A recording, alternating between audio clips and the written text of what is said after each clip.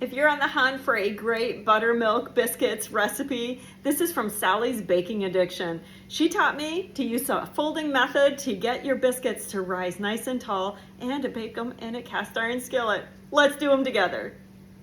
I'm making a double batch of buttermilk biscuits today. My intention is to bake just what we need today. I'll freeze the rest for quick breakfast or dinners down the road. So these are my dry ingredients: the flour, baking powder, baking soda, and salt. And I have done a coarse grate of frozen butter.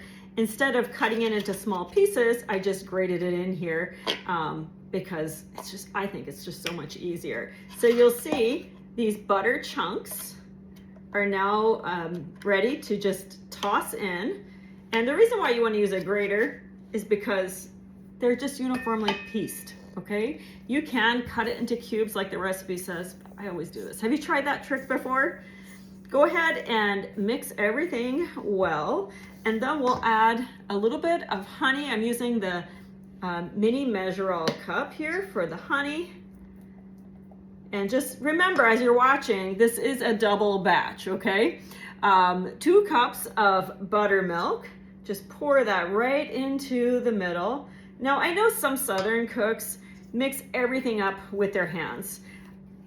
I prefer to use a scraper. It's really a matter of personal preference, but I also like to stay away from touching that butter any more than I need to because I don't want it to melt. The reason why you like to have those little chunks of butter is because it will help produce a really flaky biscuit.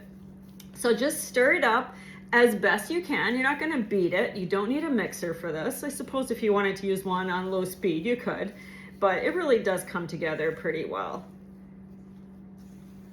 Work on a floured surface. I like to use our pastry mat for this, and you'll finish mixing this by hand. Just go ahead and dump it all together. Get everything out. And now get your hands in there.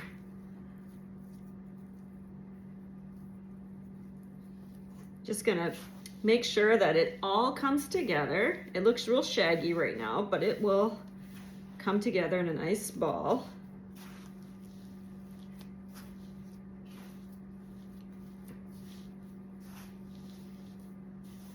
And if it's overly sticky, just dip your hands in that flour.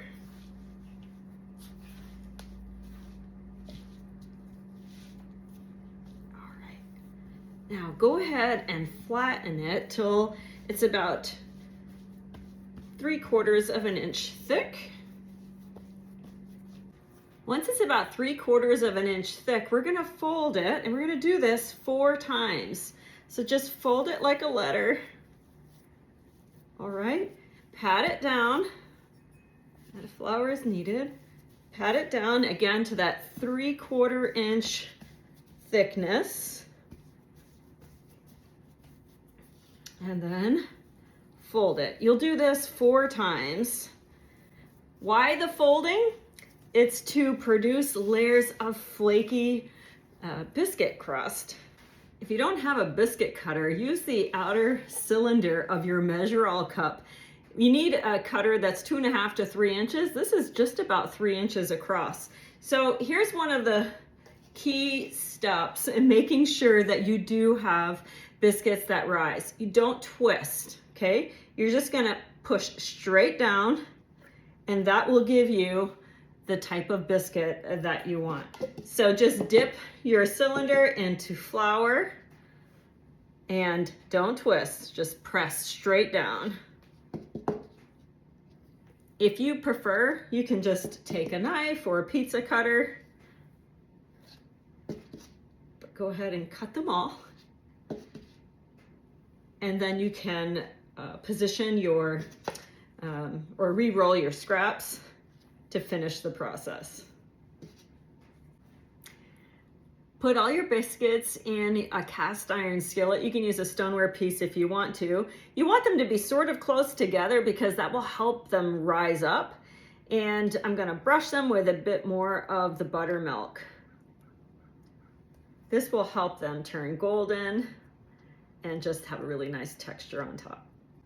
Bake at 425 for 18 to 20 minutes until they're nice and golden. Now for the ones that I want to save till later, I'm just putting them in a freezer Ziploc bag.